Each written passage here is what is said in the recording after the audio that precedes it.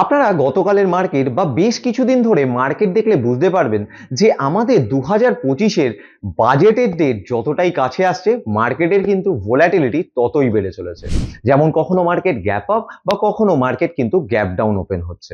আর মার্কেটের এই ভোলাটিলিটির একটি বেসিক ধারণা দিয়ে থাকে আমাদের ইন্ডিয়া ভিক্স। আসুন আজকের ভিডিওতে এটা নিয়েই আলোচনা করা যায়। সাধারণত মার্কেটে ইন্ডিয়া ভিক্স 15-এর কাছাকাছি দেখা যায়, কিন্তু যখন মার্কেটে প্যানিক সিচুয়েশন দেখা যায় তখন কিন্তু ইন্ডিয়া ভিক্স সাধারণের তুলনায় অনেকটাই বেড়ে যায়। যেমন প্রত্যেক বছর কিন্তু বাজেটের দিন ম্যাক্সিমাম টাইম ইন্ডিয়া ভিক্স কিন্তু যথেষ্ট হাই থাকে। ঠিক একই রকম ভাবে মার্কেটে যখন স্টেবিলিটি লক্ষ্য করা যায় তখন কিন্তু ইন্ডিয়া ভিক্স অনেকটাই কম থাকে।